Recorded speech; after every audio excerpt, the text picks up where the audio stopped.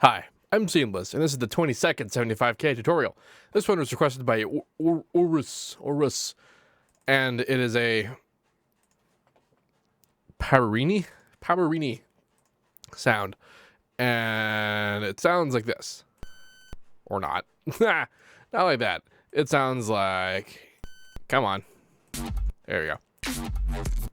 The squarey kind of bandpassy business. And what I got was this. Didn't really nail it, but I got sort of the concept down. And one of the reasons why I didn't really nail it is because the concept is actually pretty easy, but the execution is what's super duper important in terms of getting exactly what you may or may not have heard someone else be doing. What I mean by that is that it's a square, it's a bandpass, but that kind of vague expression of it, like the almost talky nature about it. I say almost because it's not really, is the result of causing sort of phase cancellation in the spectrum that just looks all like a phaser or a flanger, that kind of thing. You can kind of see it happening here. Kind of coming down right there. There's 1,000 different ways you can accomplish a similar effect. And the way that I chose, I actually layered a couple together to make it a little bit more complex. Yeah, it may or may not have worked. I use unison, which just does that. I used the phaser and sine harmor to create a kind of a filter. And I am in control of it directly as opposed to utilizing the automatic movement of the speed mode here. I just turn the speed off, and I am enveloping the phaser offset knob directly. You can kind of, like, when you alter the width and the position of this, it changes sort of the primary expression of that business.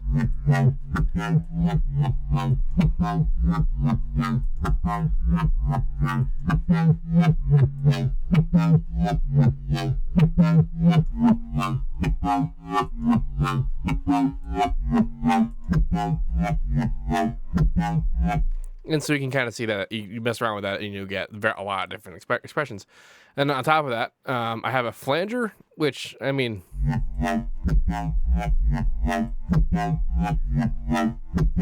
this one is automatic. I'm just letting it modulate itself, and I'm just doing this to create more sort of variation in the spectrum underneath the main bandpass.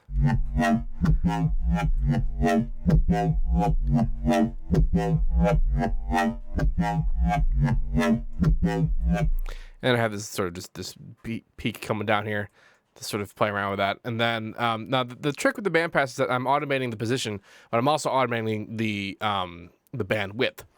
So this is the bandpass position, and this is the bandpass width. And you can see it's more or less moving with it, but I could have paired the two if I were doing this inside Patcher and using a macro with the envelope controller. I could have made this a bit more tidy. But the point being is that when it goes higher, the bandwidth opens up.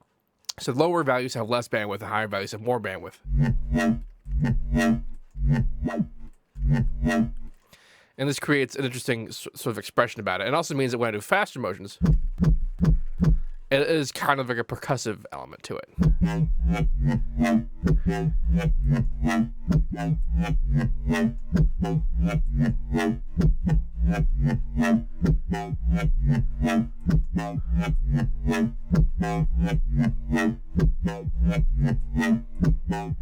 So there's a lot of different things you can do with that.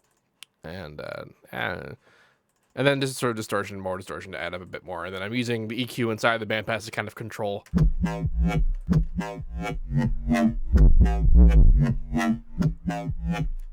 how it's affected with the distortion, about which frequencies are going and what particular amounts to cause it to distort the way it is.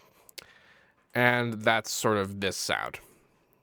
Didn't quite nail it, but that's the process by which something you'd make with this. To kind of reiterate, it's a square bandpass, and then underneath the bandpass, or honestly on top of it, given that the filter type that's creating it, it might not matter.